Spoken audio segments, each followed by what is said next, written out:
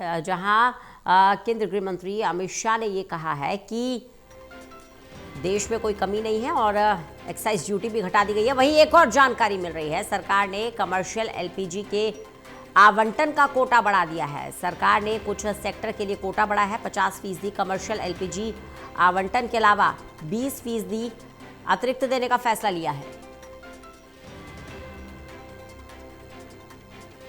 Commercial LPG आवंटन बढ़कर 70% हो जाएगा। अतिरिक्त 20% आवंटन में steel, automobile, textile, dye, chemical, plastic, ये तमाम इंडस्ट्रीज हैं। वहीं पेट्रोलियम सचिव ने सभी राज्यों के मुख्य सचिवों को चिट्ठी लिखी है।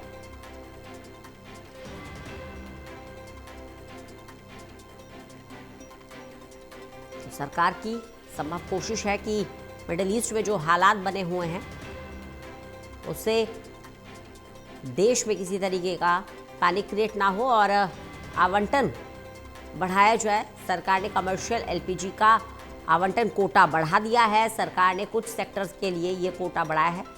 50% कमर्शियल एलपीजी आवंटन के अलावा 20% अतिरिक्त देने का भी फैसला किया है। कमर्शियल एलपीजी आवंटन बढ़कर अब 70% हो जाएगा। ललित नारायण कांडपाल हमारे साथ, हमारे असिस्टेंट एडिटर जुड़ गए हैं ज्यादा जानकारी के साथ। ललित, सरकार अब कमर्शियल सेक्टर को भी राहत दे रही है। एलपीजी आवंटन में बढ़ोतरी का फैसला लिया गया है, क्या ज्यादा जानकारी है? देखिए, एलपीजी आवंटन में जैसा कि हम जानते हैं, कमर्शियल सेक्टर को शुरुआती दिनों में जब ये संकट पैदा हुआ था उस वक्त हमने देखा था कि एलपीजी आवंटन में परेशानी हो रही थी, तो कमर्शियल सेक्टर का कट कर दिया गया था। तो सरकार ने पहले उसे 20% किया, फिर 30% करके 50% किया, अब उसे 20% और बढ़ा करके 70% कर दिया गया है। तो कुल मिलाकर के कमर्शियल सेक्टर के लिए राहत हुई है। और जब से ये ऐलान हुआ है उसके बाद से हम देख रहे हैं कि लगातार जो है लोगों को अब राहत भी मिल रही है। दुकानदार जो इस बात की शिकायत कर रहे थे कि उनको सिलेंडर नहीं मिल रहा है, अब उनको सिलेंडर भी मिल रहा है और उन्हें कोई तरह की परेशानी नहीं हो रही है। तो कुल मिलाकर के ये जो परिस्थितियां पैदा हुई है, उन परिस्थितियों में जब से हॉर्मुज से लगातार गैस की सप्लाई हो रही है, उस गैस की सप्लाई के बाद से हम देख रहे हैं कि स्थिति लगातार सुधरती जा रही है और अब लोगों में पैनिक बाइंग भी काफी कम हुई है। तो उसी का नतीजा ये है कि अब आवंटन और बढ़ा दिया गया है और अब ये जो है 70% तक पहुंच गया है। जी बिल्कुल, आवंटन बढ़ा दिया गया है, ये 70% तक पहुंच गया है। लेकिन साथ ही साथ जो अभी 30% की कमी है ललित, वो कहीं ना कहीं अभी भी ये दर्शाती है कि जितनी सप्लाई होनी चाहिए उतनी सुचारू रूप से सप्लाई हो नहीं रही है।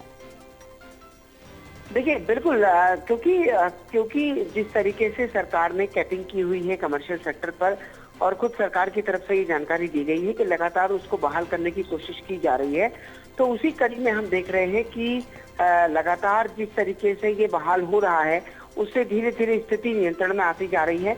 अब कम से कम वो जो नज़ारे एक बार दिख रहे थे कि लखनऊ हो, बेंगलोर हो या फिर दूसरी जगह हो जहां पर लगातार राज्य सरकार की तरफ से लिखा जा रहा था, सांसदों की तरफ से लिखा जा रहा था, वो अब एक तरीके से नहीं देखने को मिल रहा है और स्थिति अब पहले से बेहतर नजर आ रही है। जिस तरीके का संकट क्रिएट हो रहा था वो संकट अब नहीं देखने को मिल रहा है। जी बिल्कुल, तो कुल मिलाकर धीरे धीरे सब कुछ पटरी पर आ रहा है। ऐसे में कमर्शियल सेक्टर के लिए थोड़ी राहत की भी खबर है, क्योंकि हम देख रहे थे कि होटल इंडस्ट्री है, रेस्टोरेंट मालिक हैं, ढाबा मालिक हैं, किस तरह से परेशान हो रहे थे और स्विच कर रहे थे, भट्टी जलाने की तरफ आगे बढ़ रहे थे, कोयले की तरफ आगे बढ़ रहे थे। देखिए, दरअसल किसी एक दुकान में अगर कोई दुकान बंद होती है तो उसका इम्पैक्ट केवल एक आदमी पर नहीं जाता है, बल्कि उस दुकान से जुड़े कई लोगों पर इम्पैक्ट जाता है। अगर दुकान बंद हो जाएगी तो आप ये समझिए कि वहाँ काम करने वाले लोगों के रोजगार पर संकट आ सकता है। इसके अलावा उस दुकान में जहाँ से माल सप्लाई होती है उस माल की सप्लाई बंद हो जाएगी तो वहाँ उसकी बिक्री प्रभावित हो सकती है। तो इस तरीके के कई निर्णय हैं जो कि अपने आप में ये बता रहे हैं कि अब जो है सरकार उस परिस्थिति को समझते हुए लगातार आवंटन को बढ़ा रही है। अब देखना होगा कि किस तरीके से ये आवंटन पूरा बढ़ता है और कब तक 100% हो पाता है। जी चलिए, बहुत बहुत शुक्रिया ललित इस जानकारी के लिए।